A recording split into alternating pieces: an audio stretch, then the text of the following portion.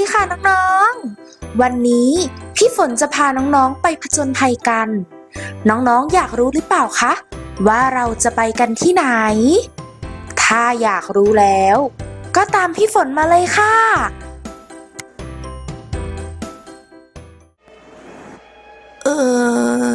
ว่าแต่ทำไมทางเดินในป่ามันน่ากลัวอย่างนี้ล่ะเนี่ย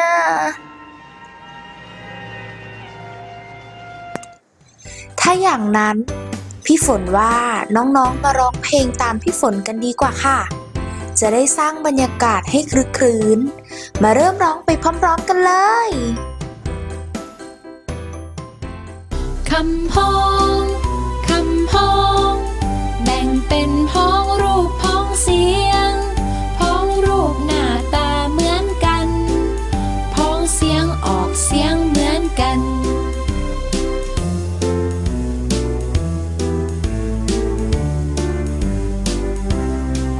สระผมในสนามที่จังหวัดสระบุรีสระเหล่านี้หน้าตาเหมือนกันลาลาลาลาลาลาหน้าตาเหมือนกันเป็นคำพ้องรูปลาลาลาลาลาลาหน้าตาเหมือนกันเป็นคำพ้องรูป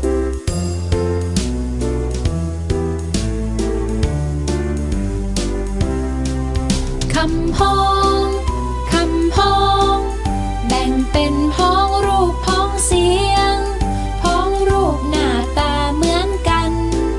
พ้องเสียงออกเสียงเหมือนกันกำมือมีกำคุณธรรมทำดีศัพท์เหล่านี้ออกเสียงเหมือนกันลาลาลาลาลาลาออกเสียงเหมือนกันเป็นคำพ้องเสียงลาลาลาลาลาลาออกเสียงเหมือนกันเป็นคำพ้องเสียงโอ้โหน้องๆร้องเพลงเก่งมากเลยค่ะดูสิคะเผลอแป๊บเดียวถึงที่หมายซะแล้วและที่นี่ก็คือหมู่บ้านแห่งผู้รอบรู้นั่นเองวันนี้พี่ฝนจะพาน้องๆไปรู้จักกับบ้านผู้รอบรู้เรื่องคำพ้องเสียงตามเข้ามาเลยค่ะสวัสดีครับพี่คือผู้ดูแลบ้านของผู้รอบรู้คำพ้องเสียงวันนี้พี่จะมาอธิบายเรื่องคำพ้องเสียงให้ฟังน้องๆตั้งใจฟังนะครับคำพ้องเสียงหมายถึงคำที่เขียนต่างกันความหมายต่างกันแต่ออกเสียงเหมือนกัน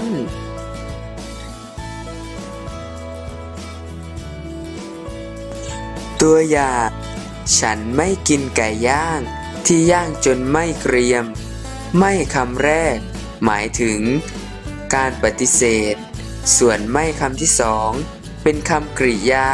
หมายถึงการเผาไหม้นั่นเองครับ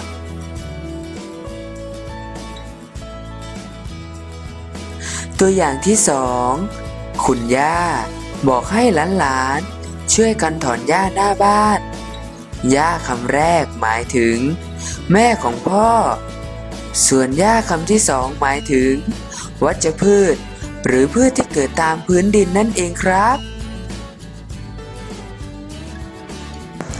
และตัวอย่างสุดท้ายน้องมีความสุขเมื่อได้กินมะม่วงสุกสุขคำแรกหมายถึงน่ายินดีเป็นที่พอใจส่วนสุขคำที่สองหมายถึงผลไม้ที่สุกแล้วหรือแก่จัดนั่นเองครับเป็นไงกันบ้างครับเรื่องคำพ้องเสียงไม่ยากเลยใช่ไหมครับไม่ยากเลยค่ะแล้วน้องๆล่ะคะเข้าใจกันทุกคนใช่ไหมเอ่ยถ้าอย่างนั้นอย่าลืมกลับบ้านไปทบทวนความรู้ด้วยนะคะน้องๆขอบคุณพี่ผู้ดูแลบ้านรอบรู้พร้อมๆกันสิคะ1 2 3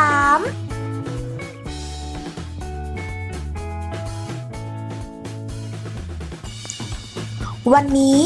เวลาของเราก็หมดลงแล้วมาผจญภัยกันใหม่ในบทเรียนถัดไปนะคะ สวัสดีค่ะ